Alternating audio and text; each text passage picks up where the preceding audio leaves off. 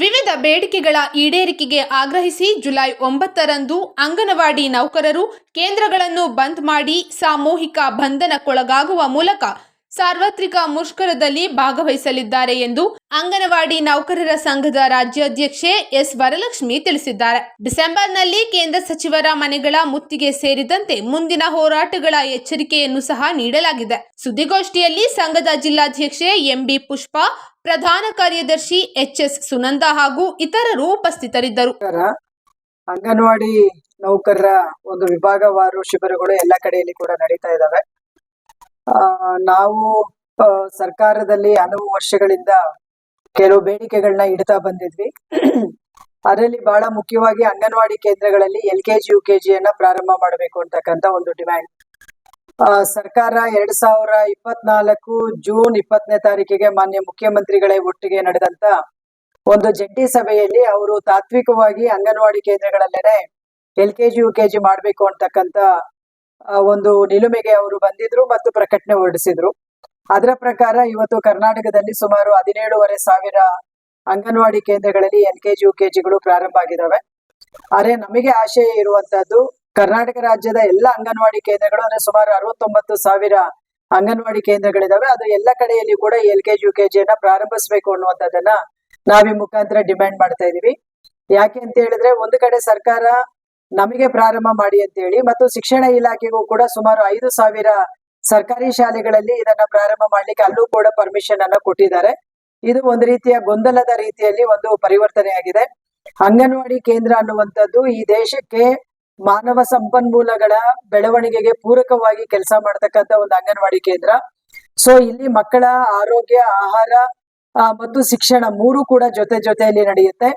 ಆದ್ರೆ ಇವತ್ತು ಆ ರೀತಿಯಲ್ಲಿ ನಡೀತಾ ಇರ್ತಕ್ಕಂಥ ಅಂಗನವಾಡಿ ಕೇಂದ್ರದ ವಿಘಟನೆಯೂ ಕೂಡ ರಾಜ್ಯದಲ್ಲಿ ತೀವ್ರವಾಗಿ ಪ್ರಾರಂಭ ಆಗ್ತಾ ಇದೆ. ಒಂದು ಕಡೆಯಲ್ಲಿ ಬಿಲೋ 3 years ಮಕ್ಕಳನ್ನ ಕೂಸಿನ ಮನೆಯ ಹೆಸರಲ್ಲಿ RDPR ಡಿಪಾರ್ಟ್ಮೆಂಟ್ ತಗೊಂಡು ಹೋಗ್ತಾ ಇದೆ.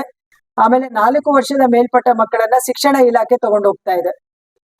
ಈ ಎರಡು ಇಲಾಖೆ ಮಕ್ಕಳನ್ನ ತಗೊಂಡೋದ್ರೆ ಅಂಗನವಾಡಿ ಕೇಂದ್ರಕ್ಕೆ ಯಾವ ಮಕ್ಕಳು ಉಳಿತಾರೆ ಅನ್ನುವಂಥದ್ದು ನಮ್ಮ ಪ್ರಶ್ನೆ. ಸೊ ಹಾಗಾಗಿ ಅಂಗನವಾಡಿ ಕೇಂದ್ರ ಅನ್ನುವಂಥದ್ದನ್ನ ಇವತ್ತು ಉಳಿಸ್ಬೇಕು ಮತ್ತು ICDS ಯೋಜನೆಯನ್ನ ಕಾಯಂ ಮಾಡಬೇಕು.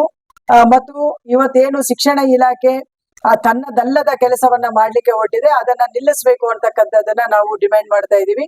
ಮತ್ತೆ ಎರಡನೇದು, ಕೇಂದ್ರ ಸರ್ಕಾರ 2018ರಿಂದ ಫಲಾನುಭವಿಗಳ ಯಾವುದೇ ರೀತಿಯ ಒಂದು ಕಾಸ್ಟ್ ಯೂನಿಟ್ ಅನ್ನ ಹೆಚ್ಚು ಮಾಡ್ಲಿಲ್ಲ. ಯೂನಿಟ್ ಕಾಸ್ಟ್ ಅನ್ನ ಅವರು ಹೆಚ್ಚು ಮಾಡ್ಲಿಲ್ಲ. ಅಂದ್ರೆ ಇವತ್ತು ಅಂಗನವಾಡಿಗೆ ಕೊಡ್ತಕ್ಕಂತ ಒಂದು ಮಗುವಿಗೆ 8 ರೂಪಾಯಿ ಏನಿದೆ, ಇಷ್ಟು ದೊಡ್ಡ ಪ್ರಮಾಣದ ಬೆಲೆ ಏರಿಕೆ ಆಗಿದ್ರು ಕೂಡ ಅವರು 1 ಪೈಸೆಯನ್ನು ಕೂಡ ಹೆಚ್ಚಳ ಮಾಡದೇ ಇರೋದ್ರಿಂದ ಒಂದು ಗುಣಮಟ್ಟದ ಆಹಾರವನ್ನ ಕೊಡೋದಕ್ಕೂ ಕೂಡ ಒಂದು ಕಡೆಯಲ್ಲಿ ಧಕ್ಕೆ ಆಗಿದೆ. ಮತ್ತೆ ಇರುವಂತ ಆಹಾರಗಳಿಗೂ ಕೂಡ GST ಹಾಕ್ತಾ ಇದ್ದಾರೆ. ಆಮೇಲೆ ಮತ್ತೆ ಮೂರನೇದು, 2018ರಿಂದ ಅಂಗನವಾಡಿ ಕಾರ್ಯಕರ್ತೆ ಸಹಾಯಕಿಗೆ 1 ರೂಪಾಯಿ ಕೂಡ ಅವರು ಸರ್ಕಾರ ಹೆಚ್ಚಳ ಮಾಡ್ಲಿಲ್ಲ. ಆದ್ರೆ ಇವತ್ತು ನಮಗೆ ಬರ್ತಾ ಇರುವಂತ 12,000 ರೂಪಾಯಿ ಸಂಬಳದಲ್ಲಿ 2,200 ರೂಪಾಯಿ ಮಾತ್ರನೇ ಕೇಂದ್ರ ಸರ್ಕಾರ ಕೊಡ್ತಾ ಇರೋದು ಮತ್ತು ಹೆಲ್ಪರಿಗೆ ಬರೀ 1,200 ರೂಪಾಯಿ ಕೊಡ್ತಾ ಇದೆ. ಮತ್ತೆ ಅದರೊಟ್ಟಿಗೆ ಇವತ್ತು ಪೋಷನ್ ಟ್ರ್ಯಾಕರ್ ಅಂತಕ್ಕಂತ ಒಂದು ಟೆಕ್ನಾಲಜಿಯನ್ನ ಇಂಟ್ರೊಡ್ಯೂಸ್ ಮಾಡಿದ್ದಾರೆ ಅಂಗನವಾಡಿಯಲ್ಲಿ. ಆ ಟೆಕ್ನಾಲಜಿಯಲ್ಲಿ ನಾವು ಅಂಗನವಾಡಿಗೆ ಕೊಡುವಂತ ಗರ್ಭಿಣಿ, ಬಾಣಂತಿ ಮತ್ತು ಮಕ್ಕಳಿಗೆ ಆ ಪೋಷನ್ ಟ್ರ್ಯಾಕರ್ ಅಲ್ಲಿ ಅವರ ಇದು ಏನು OTP ನಂಬರ್ ಅನ್ನ ರೆಕಾರ್ಡ್ ಮಾಡಬೇಕು ಮತ್ತು ಆಧಾರ್ ಕಾರ್ಡ್ಗಳನ್ನ ಅದು ಕೇಳ್ತಾ ಇದೆ. ಈಗ ಹುಟ್ಟುವಂತ ಮಕ್ಕಳಿಗೆ ಆಧಾರ್ ಕಾರ್ಡ್ ಯಾರು ಕೊಡ್ತಾರೆ ಅನ್ನುವಂತ ಪ್ರಶ್ನೆ ಒಂದು ಕಡೆಗಾದ್ರೆ, ಎರಡನೇದು ಇವತ್ತು 9 ತಿಂಗಳು ತುಂಬಿದಂತ ಗರ್ಭಿಣಿ ಅಥವಾ ಆಗ ತಾನೇ ಏನು ಡೆಲಿವರಿ ಆದಂತ ಬಾಣಂತಿ ಅವರುಗಳಿಗೆ ನಾವು ಪೋಷನ್ ಟ್ರ್ಯಾಕರ್ ಅಲ್ಲಿ ಅವರ ಹೆಸರನ್ನ ದಾಖಲು ಮಾಡಬೇಕು ಮತ್ತು ಅವರ ಮನೆಯವರಿಗೆ OTP ಹೋಗುತ್ತೆ. OTP ಕೊಟ್ಟ ನಂತರವೇ ಅವರಿಗೆ ಆಹಾರ ಕೊಡಬೇಕು ಅಂತಕ್ಕಂಥ ಒಂದು ಸಿಸ್ಟಮ್ ಅನ್ನ ಇವತ್ತು ಪೋಷನ್ ಟ್ರ್ಯಾಕರ್ ಅನ್ನುವಂಥದ್ರಲ್ಲಿ ಇವತ್ತು ಅವರು ಇಂಟ್ರೊಡ್ಯೂಸ್ ಮಾಡ್ತಾ ಇದ್ದಾರೆ. ಸೊ ಇದು ಏನಾಗಿದೆ ಅಂತ ಹೇಳಿದ್ರೆ ನಮ್ಮ ರಾಜ್ಯದ ದೇಶದ ಹಲವಾರು ಫಲಾನುಭವಿಗಳಿಗೆ ಇದು ಧಕ್ಕೆ ಬರ್ತದೆ ಈ ರೀತಿಯ ಒಂದು ಪೋಷನ್ ಟ್ರ್ಯಾಕರ್ ಸಿಸ್ಟಮ್ ಅನ್ನ ಅಳವಡಿಸಿರೋದ್ರಿಂದ. ಮತ್ತೆ ಇನ್ನೊಂದು ನಾವು ಮುಖ್ಯವಾಗಿ ಇಲ್ಲಿ ಇದು ಹೇಳ್ಬೇಕಾಗಿರೋ ವಿಷಯ ಏನಂದ್ರೆ 2013ರ ಆಹಾರ ಭದ್ರತಾ ಕಾಯ್ದೆ ಏನಿದೆ, ಆ ಕಾಯ್ದೆಯ ಪ್ರಕಾರ ಪ್ರತಿದಿನ ಅಂಗನವಾಡಿ ಫಲಾನುಭವಿಗಳಿಗೆ ಪೌಷ್ಟಿಕ ಆಹಾರವನ್ನ ಗ್ಯಾರಂಟಿ ಮಾಡ್ಬೇಕಂತಿದೆ. ಸೊ ಈಗ ಅದರ ಸ್ಪಷ್ಟ ಉಲ್ಲಂಘನೆಯನ್ನ ಕೇಂದ್ರ ಸರ್ಕಾರವೇ ಮಾಡ್ತಾ ಇದೆ. ಅದಕ್ಕೆ ನಾವು ತೀವ್ರವಾಗಿ ವಿರೋಧ ಮಾಡ್ತಾ ಇದೀವಿ. ಸೊ ಈ ಎಲ್ಲ ಅಂಶಗಳನ್ನ ಇಟ್ಕೊಂಡು ಜುಲೈ 9ನೇ ತಾರೀಕಿಗೆ CITU ಮತ್ತು ಇತರ ಕೇಂದ್ರ ಕಾರ್ಮಿಕ ಸಂಘಟನೆಗಳೇನು ಅಖಿಲ ಭಾರತ ಸಾರ್ವತ್ರಿಕ ಮುಷ್ಕರಕ್ಕೆ ಕರೆ ಕೊಟ್ಟಿದ್ದಾವೆ. ಆ ಮುಷ್ಕರದಲ್ಲಿ ಕರ್ನಾಟಕ ರಾಜ್ಯದ ಅಂಗನವಾಡಿ ನೌಕರರು ದೊಡ್ಡ ಪ್ರಮಾಣದಲ್ಲಿ ಭಾಗಿದಾರರಾಗ್ತಾ ಇದ್ದಾರೆ. ಆಮೇಲೆ ಮತ್ತೆ ಒಂದು ಸಾಮೂಹಿಕ ಬಂಧನಕ್ಕೆ ಒಳಗಾಗ್ತಾ ಇದ್ದಾರೆ.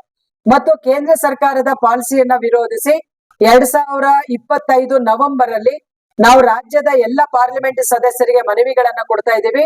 ಡಿಸೆಂಬರ್ ಅಲ್ಲಿ ನಮ್ಮ ರಾಜ್ಯ ಇದು ಕೇಂದ್ರ ಸರ್ಕಾರದ ಕೇಂದ್ರ ಸಚಿವರು ಏನು 4 ಜನ ಕರ್ನಾಟಕದಲ್ಲಿದ್ದಾರೆ ಅವರ ಮನೆಗಳ ಮುಂದೆ ಅನಿರ್ದಿಷ್ಟ ಹೋರಾಟವನ್ನ ನಾವು ಮಾಡ್ತಾ ಇದೀವಿ. ಸೊ ನಾನು ಇಷ್ಟು ಅರ್ಲಿಯಾಗಿ ಯಾಕೆ ಇದನ್ನ ಹೇಳ್ತಾ ಇದ್ದೀನಿ ಅಂದ್ರೆ 2018ರಿಂದ ನಮಗೂ ಕೂಡ ಮನವಿ ಕೊಟ್ಟು ಅವರನ್ನ ಮಾತಾಡಿ ಸಾಕಾಗಿದೆ. ಅರೆ ಯಾವುದೇ ರೀತಿಯ ಒಂದು ತೀರ್ಮಾನಗಳನ್ನ ಅಥವಾ ಒಂದು ಸಣ್ಣ ನ್ಯಾಯವನ್ನು ಕೂಡ ಕೇಂದ್ರ ಸರ್ಕಾರ ಅಂಗನವಾಡಿ ಕೇಂದ್ರಗಳಿಗೆ ಮತ್ತು ಅಂಗನವಾಡಿ ಕಾರ್ಯಕರ್ತರಿಗೆ ಒದಗಿಸ್ತಾ ಇಲ್ಲ. ಅದನ್ನ ವಿರೋಧಿಸಿ ನಾವು ಒಂದು ದೊಡ್ಡ ಪ್ರಮಾಣದ ಹೋರಾಟಕ್ಕೆ ಹೋಗ್ತಾ ಇದೀವಿ ಅನ್ನುವಂತ ಅಂಶವನ್ನ ಈ ಪತ್ರಿಕಾಗೋಷ್ಠಿಯ ಮುಖಾಂತರ ನಾನು ತಿಳಿಸ್ಲಿಕ್ಕೆ ಇಷ್ಟಪಡ್ತಾ ಇದ್ದೇನೆ.